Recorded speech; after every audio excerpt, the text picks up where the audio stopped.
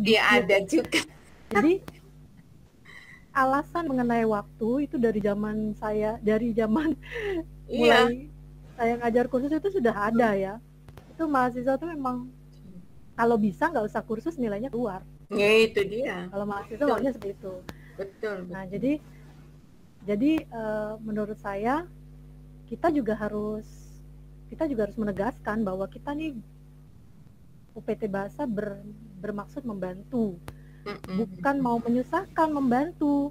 Kalian sudah diminta syarat untuk TOEFL untuk skripsi saja, belum ada sertifikatnya, masih bisa pakai surat keterangan. Itu sudah toleransi yang sedemikian rupa besarnya gitu menurut saya. Kemarin juga waktu Bu Ari menyampaikan kepada saya, Bu Juni, apakah ada fasilitas untuk mahasiswa yang sudah skripsi selesai tapi TOEFL-nya belum punya sertifikatnya? Itu saya justru berpikir kok bisa ya, maksudnya kok mahasiswanya masih minta fasilitas lagi. Seharusnya ketika fakultas memberikan toleransi, memperbolehkan mereka sidang dulu dan kemudian sertifikatnya menyusul, itu seharusnya mereka loh yang yang tanggung jawab gitu. Betul. Jadi bukan kemudian tadi kalau Bu Devi menyampaikan, Bu Ari kemudian menanyakan kok bisa, betul sekali kalau Bu Devi kembalikan lagi, karena loh ya itu bukan masalah saya gitu istilahnya gitu ya Bu ya. Prodi. Bukan masalah UPT, itu masalah mahasiswa gitu. Kalau saya jadi kaprodinya, saya tanya, loh kok kamu bisa, kan sudah dibantu. Gitu. Seharusnya kamu ke UPT sekarang, coba sekarang kamu ke UPT begitu. Seharusnya. Jadi ini yang susah sekali mengkomunikasikan ini kepada ke UPN ya khususnya gitu. Sampai kalau menurut saya kalau ada usul seperti tadi konversi TOEFL itu konversi nilai SKS jadi TOEFL itu kan sudah kayak orang putus asa gitu loh. Apa ini harus ini jalan keluarnya gitu. Sampai segitunya kah kita? Padahal kan bagian dari mendidik mahasiswa adalah bagaimana mereka bisa berkomitmen. Nah, makanya menurut saya nggak akan selesai kecuali ada pihak ya tiga-tiganya, UPT, fakultas dan mahasiswa harus berkomitmen gitu, punya komitmen masing-masing. Artinya UPT ini udah punya peraturan, kita menerapkan gitu ya. Kan kita sudah banyak toleransi, Mbak Puri tadi sudah menyampaikan sudah ada 3. Oke lah mereka gantian, tapi tiga absence itu kan nggak banyak. Mau seberapa sering mereka ramai-ramai tidak datang, karena masing-masing datangnya cuma 3 Bu. Walaupun varian kehadirannya mau ganti-gantian, tapi cuma 3 satu orang. Jadi nggak mungkin sampai 7 orang sekaligus beberapa kali, itu nggak mungkin. Pasti akan ketemu di mana mereka harus masuk semua gitu. Jadi menurut saya itu sudah cukup bagus.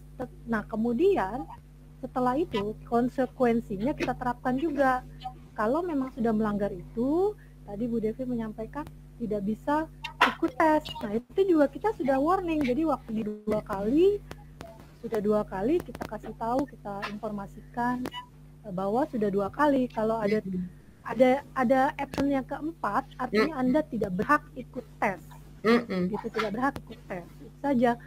Jadi itu juga perlu disampaikan gitu ya. Karena kan menurut saya ini cuma masalah komitmen antar pihak aja gitu. Jadi seperti tadi juga Bu Devi sampaikan, semester 6 mahasiswa bimbingan saya semester 6 itu rata-rata setiap ada bimbingan akademik selalu saya ingatkan, kamu di semester 6 udah sampai mana?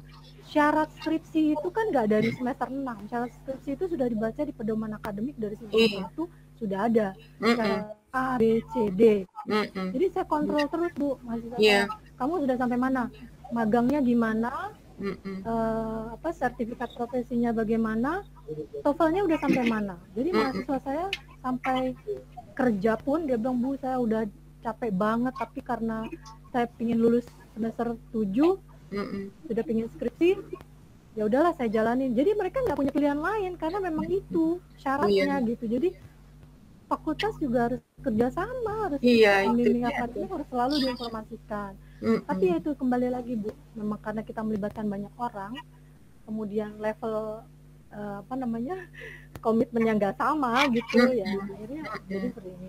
Menurut saya kita UPT sendiri aja memperkuat itu. Kalau misalnya ada usul-usul yang berhubungan dengan TOEFL yang menurut kita tidak masuk akal gitu ya, yang menurut kita di luar sana tidak sedemikian, kita bisa tolak dengan keyakinan penuh gitu, karena kan didukung sama rekan-rekan dia yang saya rasa punya background yang juga pengalamannya juga untuk TOEFL dan kursus sudah cukup banyak gitu.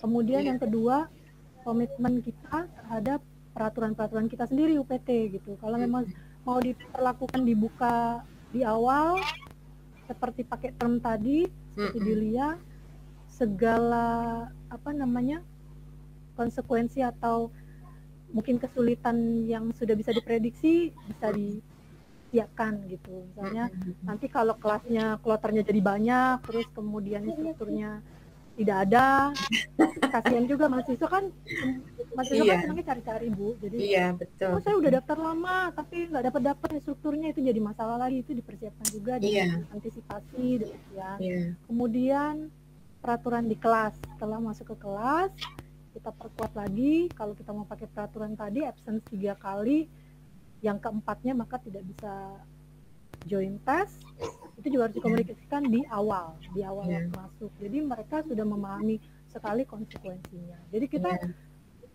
bisa informasikan, nggak perlu laporan sama saya, pakai aja absennya 3 kali misalnya gitu kan, mereka juga akan pikir-pikir banget gitu. Karena boleh nyela sedikit Bu Juni sebentar saja Bu. Soal silakan Pak Bu Juni kebetulan saya juga cukup. Terima kasih. Soal absensi. Saya baru ingat juga nih soal absensi. Kalau misalnya gayanya LIA nih, kebetulan juga nyebut LIA lagi nih. Kalau di LIA itu 6 kali Bu. Kalau absensi, ya, kalau di LIA itu absensi boleh 6 kali. Itu aja sih sekedar ke pemberitahuan aja. Karena ini memang juga kan bukan kelas, barangkali bisa diterapkan karena karena ini kan kita bukan kelas perkuliahan, itu satu gitu ya. Barangkali ini cuma pemberitahuan saja. Di LIA itu absen boleh sampai dengan 6 kali. Kalau yang seminggu sekali alias 4 jam, yang Sabtu doang misalnya, yang 4 jam sekaligus itu hanya berarti 3 kali Sabtu. Yang kalau misalnya pasangannya Senin Rabu begitu, berarti dia 6 hari tuh, Senin Rabu, pokoknya 6 kali lah.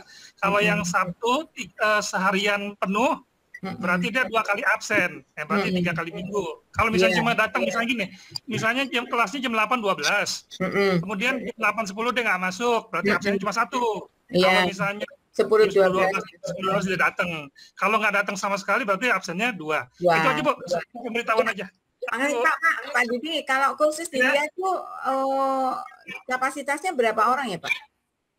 Kalau di LIA biasanya sih minimal itu ada 10,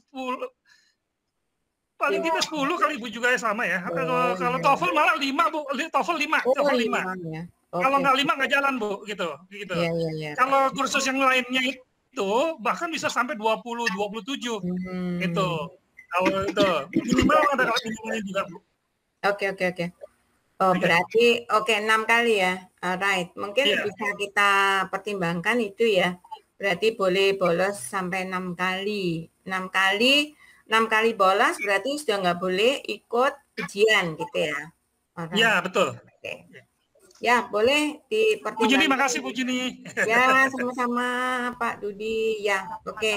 Pak Dudi. Makasih Bu Juni ya. Oke, ada lagi mungkin Bapak Ibu.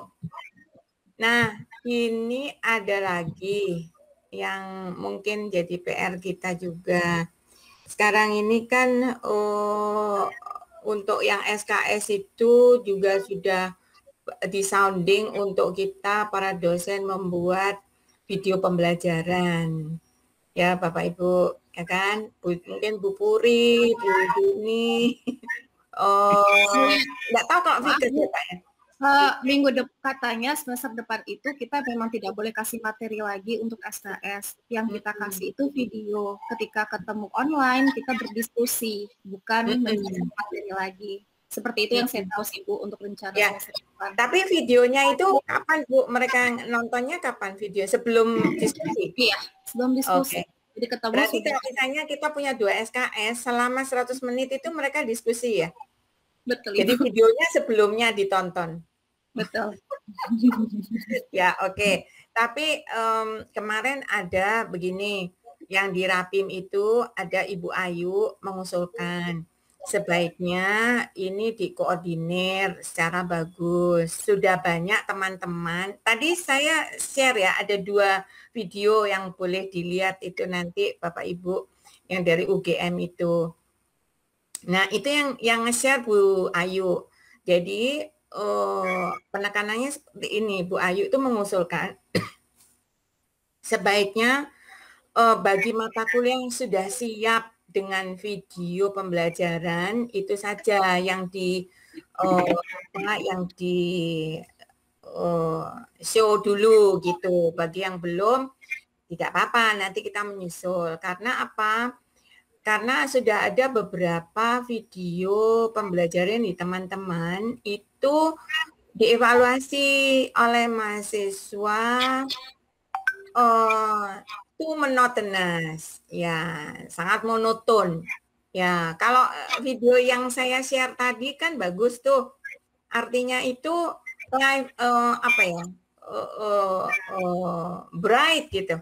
Seperti yang diajarkan oleh Ibu siapa itu yang politik itu bagus, pemilihan backgroundnya bagus, settingannya dia bagus. Bahkan Bu Ayu itu sudah membuat podcast ya, membuat podcast untuk pembelajaran. Dia melibatkan mahasiswa, kalau nggak salah mahasiswa sama asistennya atau siapa itu saya yang kurang tahu. Nah itu ada satu diskusi tentang politik. Nah mungkinkah kalau misalnya untuk di TOEFL ini kita buat video pembelajarannya, tapi yang interaktif, yang interesting gitu, maksud saya itu tidak yang monotonous, artinya nanti akan saya share yang monoton itu seperti apa. Jadi di backgroundnya itu ada PowerPoint-nya, terus dia hanya duduk seperti ini, terus dia tidak interesting yang saya share untuk mata kuliah politik itu dari Ibu siapa itu namanya Bu siapa saya lupa saya.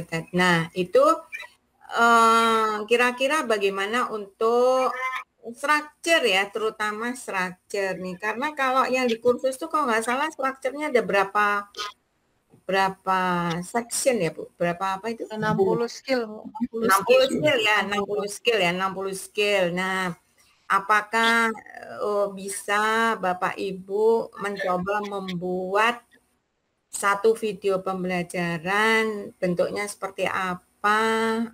Nah, ini memang butuh persiapan, dan itu kata Bu Juni betul memang tidak murah, dan untuk bisa membuat video seperti yang saya share tadi itu saya rasa tidak segampang itu. Karena apa? Karena